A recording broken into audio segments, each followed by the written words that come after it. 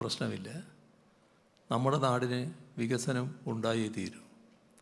ആ വികസന കാര്യങ്ങൾക്ക് എല്ലാവരും ഒരുപോലെ സഹകരിക്കുക, പിന്തുണ നൽകുക എന്നതാണ് നാം ആഗ്രഹിക്കുന്നതും അതാണ് നടന്നു വരുന്നത്. അത് തിരിച്ചറിഞ്ഞ് കൂടുതൽ നിക്ഷേപം നടത്താൻ ശ്രീ യൂസഫ് അലിയെപ്പോലുള്ളവർ തയ്യാറാകണമെന്നാണ് അഭ്യർത്ഥിക്കാനുള്ളത്.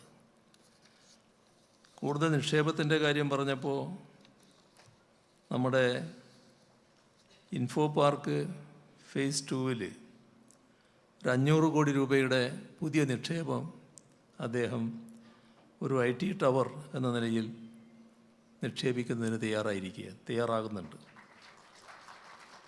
അതിൽ 3.5 ഏക്കർ സ്ഥലത്ത് 9.5 ലക്ഷം സ്ക്വയർ ഫീറ്റിനുള്ളൊരു ക്യാമ്പസാണ് പണിയാൻ ഉദ്ദേശിക്കുന്നത്.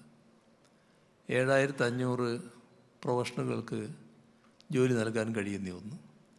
ഇതിൻ്റെ കൂടെ തന്നെ രണ്ടാമതുള്ള ഈ സംരംഭത്തിന് ആവശ്യമായ തുടക്കവും അദ്ദേഹം കുറിക്കാൻ ആഗ്രഹിക്കുന്നുണ്ട്.